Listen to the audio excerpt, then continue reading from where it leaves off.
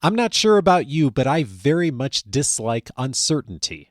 And yet, basically, the job of leadership is not only to deal with it, but to help others thrive in the midst of it.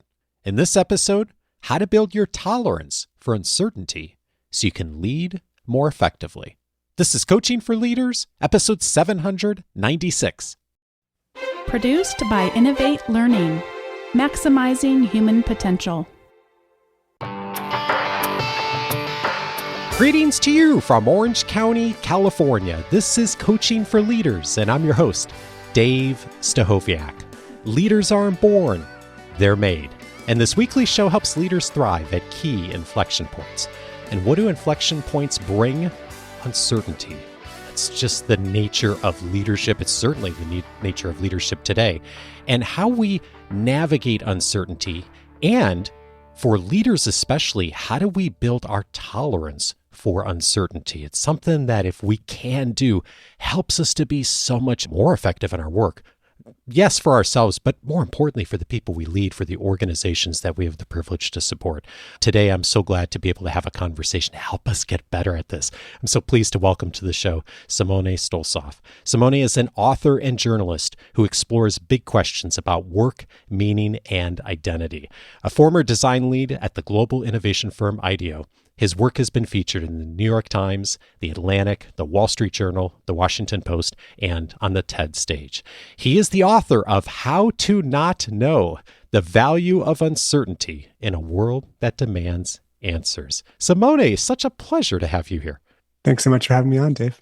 Boy, the world does demand answers. And when we become leaders, our tendency so much is to want to provide answers.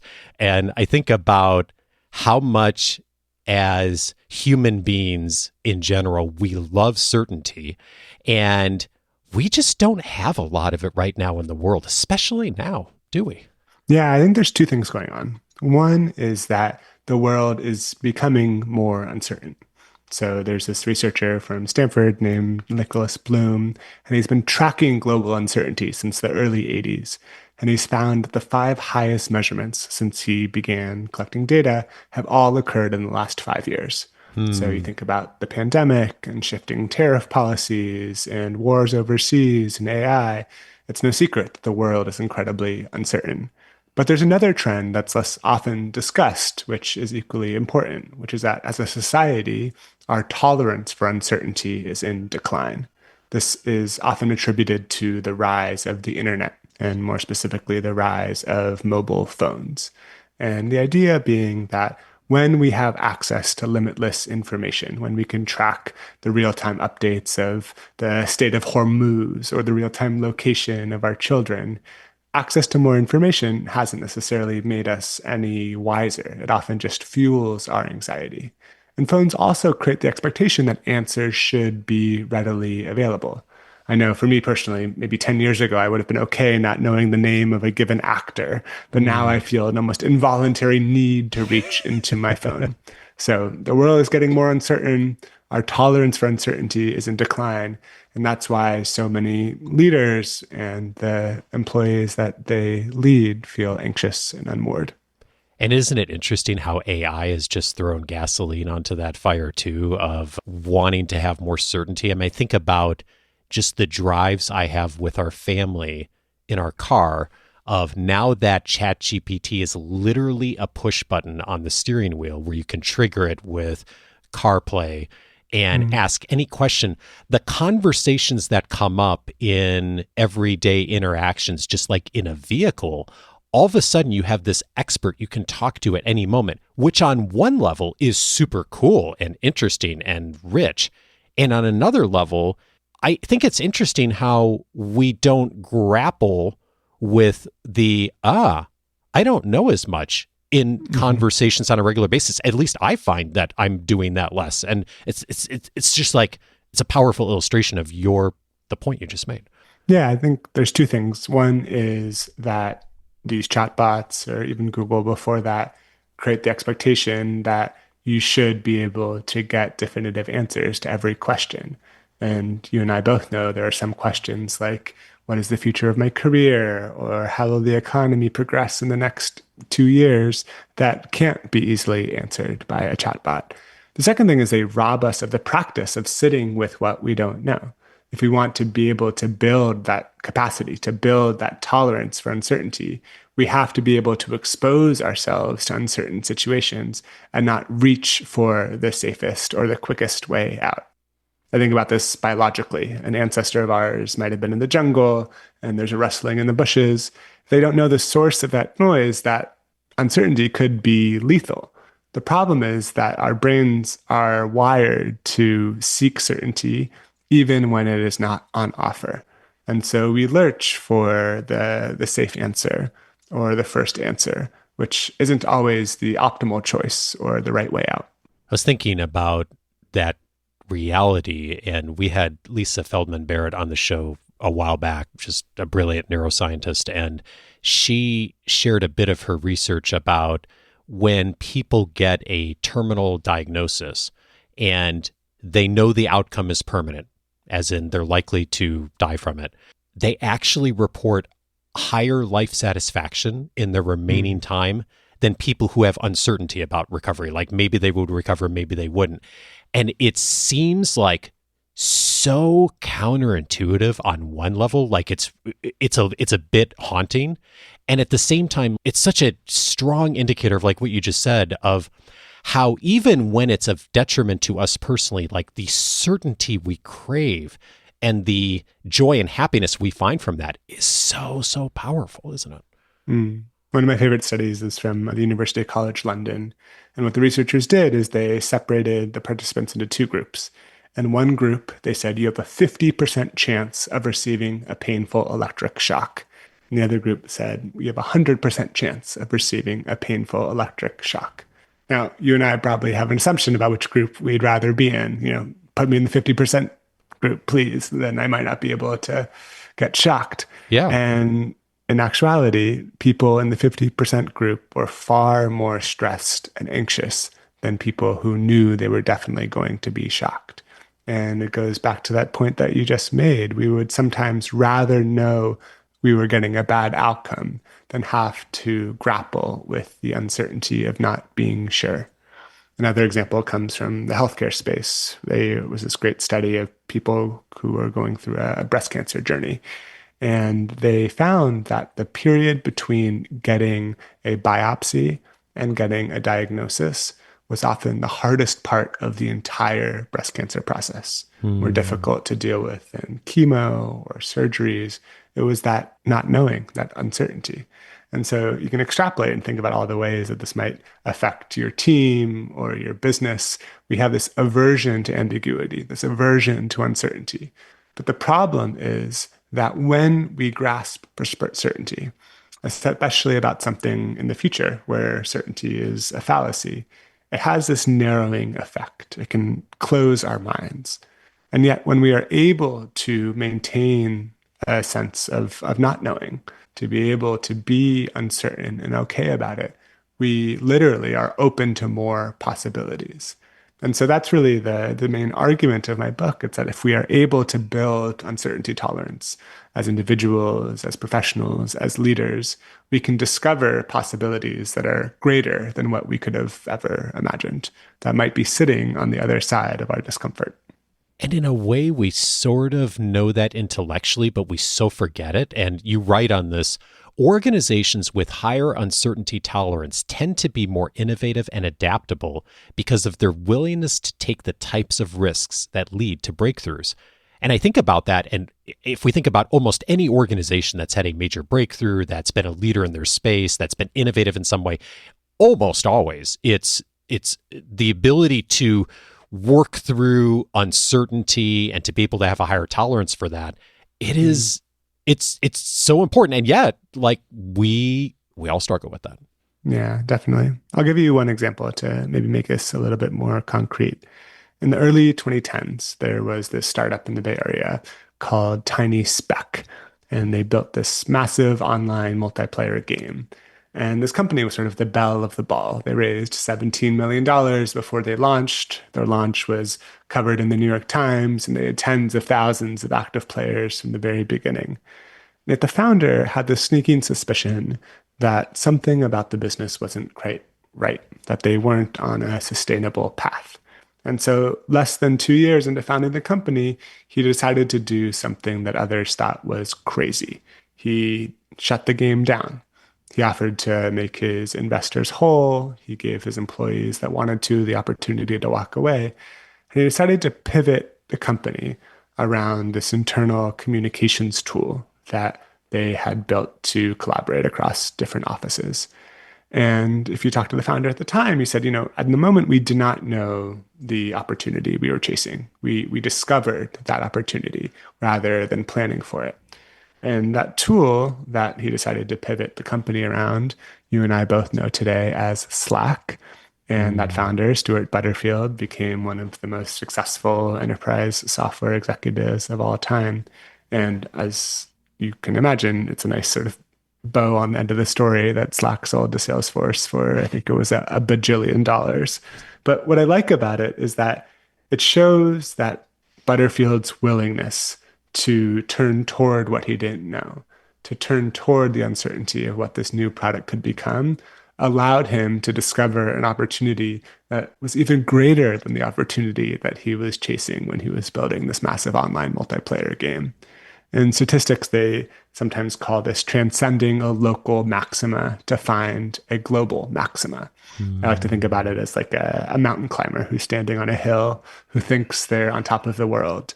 But unless they're willing to descend that first hill, they'll never discover a higher peak that might be waiting just around the corner. And so often when folks step into big new roles, we feel like we need to have confidence and we need to have the answers. And even though we know intellectually that's not always the right way to go, we tend to start there and often stay there too. And you write on this, we have it backward. We assume unwavering confidence breeds credibility, when in fact, research shows that those who admit what they don't know are perceived as more credible. The most effective leaders are not know-it-alls. And I think about what you wrote, and I think about my own experience of like the people who have been the most effective leaders in my life are the people who like were willing to talk about what they didn't know and admit failure and struggle through things. And yet it's so interesting when we get into many of those positions ourselves, our first inclination is to try to figure it all out and have as much certainty as possible.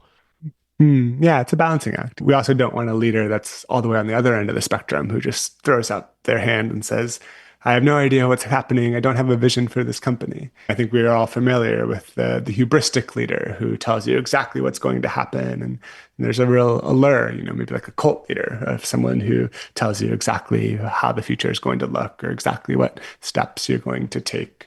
And I think you're exactly right that the best leaders, the most innovative or progressive leaders are the ones who are confident about what they know, who are willing to admit what they don't know, and who are also willing to run experiments to learn.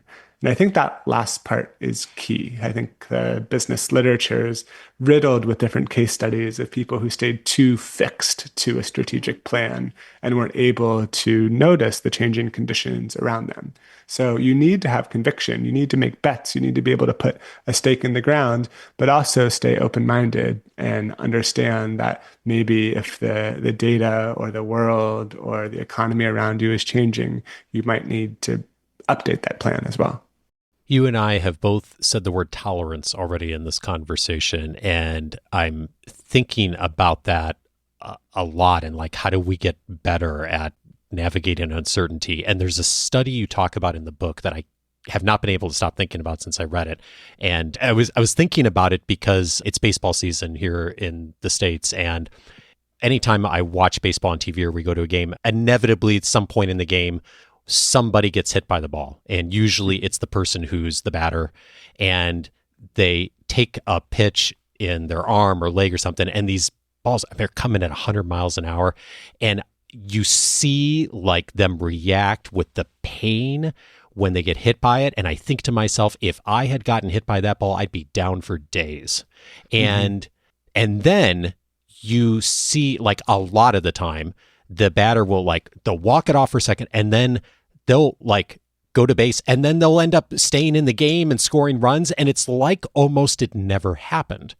And I mention that because of what you wrote in the book. You cite a study from the University of Heidelberg found that while athletes and non-athletes have the same pain threshold, the point at which they feel pain, athletes have a higher pain tolerance, the amount of pain that they're capable of bearing. The researchers found that this tolerance is built when athletes experience pain, confront limitations, and push through. Similarly, when we confront uncertainty and the discomfort it may trigger, we get better at coping with it. And I was thinking about that it's not necessarily, the pain isn't any different, but what's different is the response to it, isn't it? Yeah, you think about an entrepreneur and they're exposed to the same market conditions as you and I. They still have to deal with the shifting winds around them. And yet I think what differentiates entrepreneurs or people that are true innovators is their tolerance for uncertainty, their tolerance for the sort of exposure that risk enables. And so it isn't that they aren't feeling the uncertainty, or in the metaphor that they aren't feeling the pain. They just have a higher tolerance for it. And you're absolutely right. Organizations that have higher uncertainty tolerance tend to be more innovative because they're willing to take the types of risks that lead to breakthroughs. They tend to be more adaptive because they're able to weather the inevitable ups and downs of market cycles. But it also exists on an individual level too. People who personally have higher levels of uncertainty tolerance tend to be more creative. I think about things like a genre-busting artist or a scientist looking to make a breakthrough. And in order to produce truly original work, in order to lead a team to do innovative things, you have to be willing to get to the threshold of what you know and to persist nonetheless. It isn't sort of a blind optimism to say that, we're going to chart the course and we're going to keep going no matter what we see. But in the words of a NASA scientist that I interviewed for the book, he said, when we make these mission plans at the top of the sheet of paper, we write, this is a plan from which we will inevitably deviate. And I like that way of thinking. You should still have a plan. You should still be willing to take bets, but also keep your mind open to the inevitable uncertainty that you'll find along the way. One of the strong messages I hear in your work is that, hey, we can get better at this. We can build our tolerance for uncertainty. And by doing that, all the things you just mentioned, like we get better at having those outcomes for our organizations, for our teams. And I think about that. Leaders aren't born, they're made, that I say at the start of every episode. Like there are some ways we can really start to build our tolerance for this that is in service of all those positive indicators happening. And one of the invitations you have for us to nudge us in that direction is something you call find your anchors. Tell me what you mean by that. So the idea with finding your anchors is that when we are certain about some aspects of our life or our business, it makes it easier to hold uncertainty in others. So in your personal life, your anchors might be something like your commitment to live in a particular place or your commitment to your spouse. In a business context, it might be your commitment to your mission or to serve a particular set of customers or to a set of values. But when we have those anchors, they become like the steady boulders that will remain constant amid all of the changing winds around you. I'll give you one example, which is Please. In the beginning of the pandemic in sort of early 2020, Airbnb was about to go public. It was this global travel company. It was heralded as potentially going to be one of the largest tech IPOs of all time. And then global travel shut down seemingly overnight. And could you imagine being the leader of Airbnb, being Brian Chesky in that moment in time? You go from your highest high about to finally take your company public to losing 80% of your business overnight. And he did something right when the pandemic was announced that was really inspirational to me, which is he wrote down a series of principles that he wanted to abide by. Things like keep all stakeholders in mind, win the next travel season, don't be the villain, look for the opportunity in this crisis. And those principles were the lighthouses, were those sort of guiding posts that allowed him to navigate this period of unknowns. He found anchors in other ways too, whereas he used to have bi-weekly all hands meetings with the company. He changed those to weekly, where he used to meet with his senior leadership team weekly. He changed those meetings to daily. And the idea being those touch points became anchors. Even though he could not have certainty about the outcome, he brought more certainty to the process of being transparent, of over communicating. And some days the update was, I'm sorry, team, we don't have an update for you today. But by creating that scaffolding, it does a few things.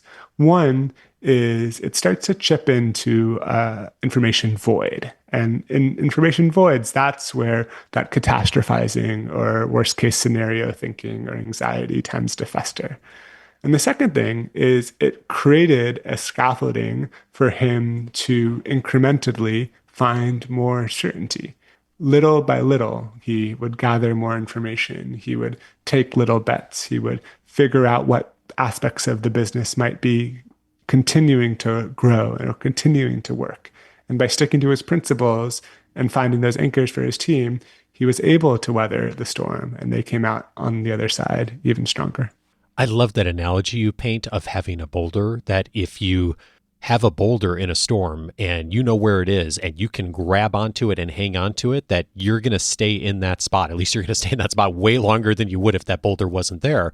And by identifying where that anchor point is, when those times come, you are so much more likely to be able to tolerate uncertainty, not for the purpose of like uncertainty, but because we know that leaders who do that better, more effectively, longer, are able to then really have the breakthroughs and take the risks that are going to lead to great outcomes. Yeah, we need both uncertainty and certainty in order to lead. It isn't just about being the person who's always comfortable with the unknown or seeking out discomfort. Having a sense of certainty of what you stand for as a team, as an individual, or as a business, those are the things that become those boulders that make it easier to hold uncertainty in other facets of your business. Yeah, in a way, it's kind of, I mean, you can almost think of it like a paradox. Like, to get better at uncertainty, I actually am going to find a couple of things that I'm really certain about. And by indexing on those, it gives me the openness, the opportunity to then have the other things emerge and to weather the storm in a way that I might otherwise not have. And it's, again, so counterintuitive in a way, but by doing so, it makes all the difference. I think about a great mission statement. And in many ways, I think a mission statement is to provide that anchor, to provide that sense of this is what our organization is trying to do in the world, or organizations that have really clear values. I think the values themselves may differ from organization to organization, but the important thing is that not just you have them, but you live them. You make them explicit. You make them clear for every employee so that they know that, okay, even if this is a down quarter, even if there are some headwinds to this business, we still know what we can hold on to, and it doesn't feel like we're just getting blown by the wind. You also invite leaders to build to learn. What does that look like? So I cut my teeth at this global innovation firm called IDEO.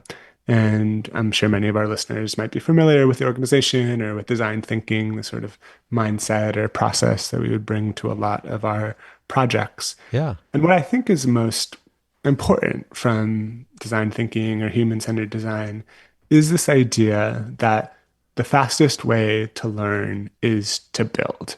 We used to have this saying internally that you should never come to a meeting without a prototype. And the reason we would say this is because so often, especially in businesses full of very smart people, you can spend all day talking. You can spend all day discussing or debating what you might build. But until you actually build it, until you actually make it tangible, you'll never learn what feedback you might need to make it better or to validate it or invalidate what you were thinking. So an example is that we were doing a project for Sesame Street and creating Sesame Street's first ever mobile app.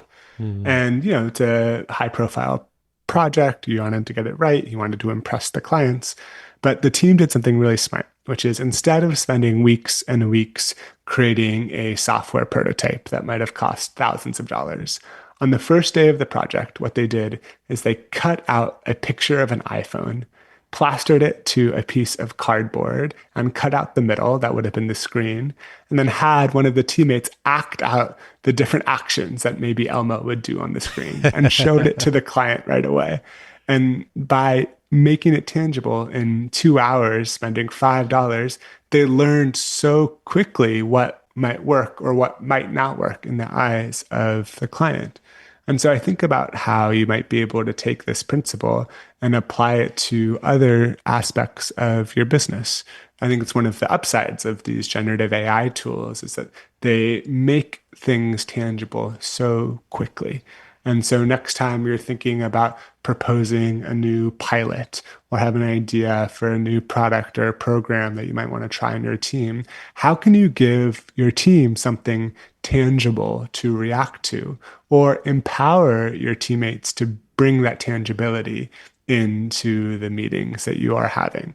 I think so often, particularly in large organizations, it's easy to get caught up in the bureaucracy, the process, the Bermuda Triangle, where 12 people have to sign off on a project before any steps can be made. But I actually think that clarity comes from taking action.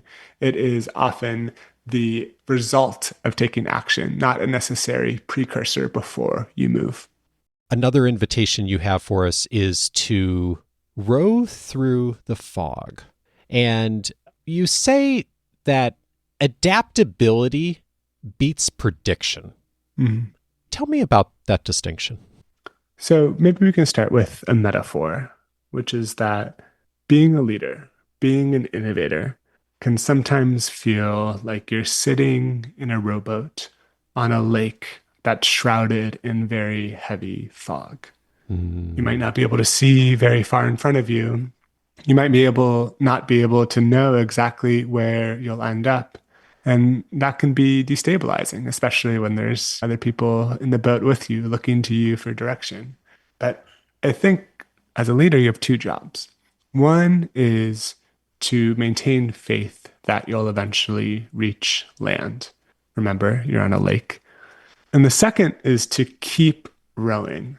And I think that part is the key, that through the action, through the rowing, that's how you start to move through the fog. Often we can fall into a trap of wanting to predict exactly what the future holds. Turn on the TV today and you'll see a pundit telling you exactly when the market is going to crash or who's going to win the game, who's going to win the election. But in actuality, when it comes to anything that hasn't happened yet, you can't know for sure. There's this researcher named Phil Tetlock who collated 2 decades worth of predictions from some of the smartest people in the world, so economists and politicians and journalists, and then compared those predictions to what actually happened. And his canonical finding did not mince words. He says, the average expert was roughly as accurate as a dart-throwing chimpanzee. So one reason why you shouldn't overly rely on these predictions is that as a species, we're not very good at making them. And the second is that I was interviewing a futurist for my book, someone who spends time trying to anticipate trends. And she says that when you're certain about the future, it's incredibly disempowering. I imagine if you're listening to this podcast, you fancy yourself a change maker, a leader, someone who wants to make an impact. But when you are certain about exactly what the future looks like, it robs you of the ability to shape it yourself. And so in this way, I think my book is a book of optimism, is to say that, yes, we don't know. And often we can't know what the future holds. But isn't that great? Isn't that where the magic and the serendipity and the surprise comes from? Yeah. Isn't that where the empowerment and that sense that you can actually be the change that you wish to see is born? And so if you just take away one thing from the book, it's that uncertainty is not necessarily a problem to be solved. In fact, it can be the birthplace of possibility. And you have this beautiful passage in the book where you talk about imagine imagine knowing everything that was coming in your life. Imagine knowing everything for your family. Imagine going on a first date and knowing exactly how it was all going to play out. What would be the joy in that? Yes, you would have certainty, but like what would be the joy in life? And I just think about that in the context of this, and also just the reality that action often precedes clarity, like you were saying. And as you were talking about that, I was thinking back to I work with a subset of our members every year in our academy, and we are working on building better behaviors as leaders, all of us, and being able to thrive through the inflection points that all of us deal with. And I remember one of our members a while back who was an executive director for a nonprofit. She came to us and said, one of the things I need to do is I need to have a better relationship with my direct reports. I'm not doing that enough. I'm not sitting down. I'm not having enough one-on-ones. And we were all like, great starting point, And she started working on having regular meetings with her direct reports, more so than she was. And she came back to us a couple weeks after starting that and said, I've been having all these meetings and I realize how much worse the problem is than I thought. And what she had figured out by starting to have these meetings is not only did she not know what was going on, she realized that none of them knew what the other people in the organization were working on. Like there were so many silos. Like she had sort of known that a little bit, but like sitting down and having those meetings, it became unbelievably clear how siloed the organization was, like more so than she had any idea of like how bad it was. Mm-hmm. And I remember us having this conversation, her coming back and saying she was so discouraged, as any of us would be, like as a leader having that experience. And a bunch of us listened to her and we're talking through it. And we said, in a way, as difficult as this is, now you know something you didn't know because you started before. And what she did was, I'm thinking about your rowboat analogy of like, she started rowing in a different direction. Then she said, I don't need to be meeting with them more. They need to be meeting with each other more. And she totally changed her tactics on getting people together and doing some team building and things. And Simone, it changed everything. It changed everything about how her organization worked together, and it broke down silos over the next few months of people starting to know what was happening and what wasn't. But the thing that like I think is really interesting about that experience is she would never have gotten there if she hadn't just started rowing the boat and actually running in, going the wrong way at first. But by going the wrong way and by rowing the boat, it actually preceded the clarity she needed. And it just comes back to your invitation of like, be willing to row through the fog. Don't sit in one spot. Start moving. Even if you go in the wrong direction, you're just so much more likely to precede something that's going to be helpful to you and your team. Mm-hmm. Yeah. The other thing I love about that story is that she was willing to admit that she didn't know what the source of the problem was. Yeah. And I think so often as leaders, we have this sort of hubristic posture where we assume that we have to know exactly what's going on, or at least project a sense of certainty.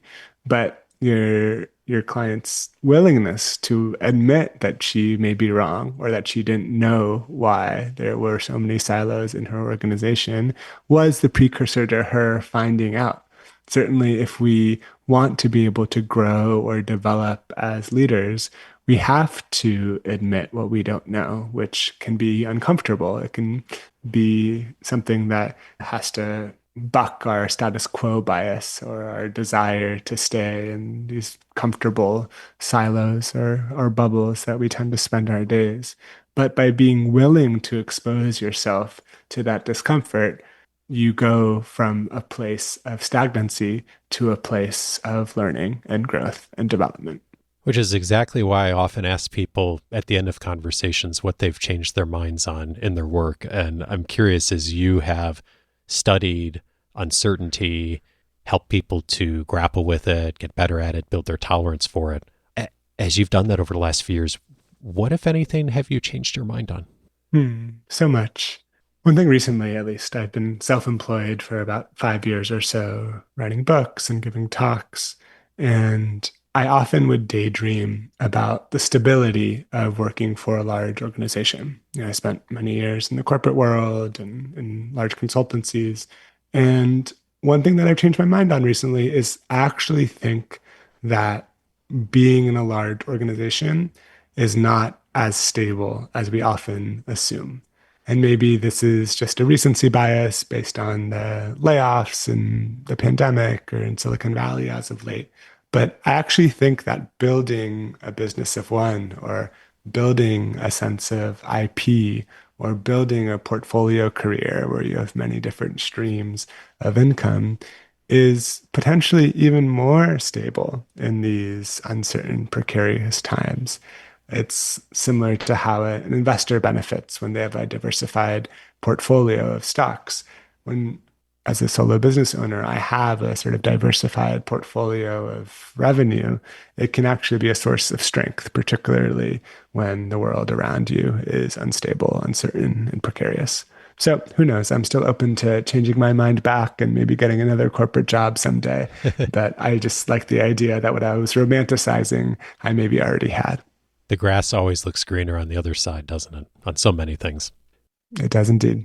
Simone Stolzoff is the author of How to Not Know, The Value of Uncertainty in a World That Demands Answers. Simone, thank you so much for your work. Thanks for having me on the show.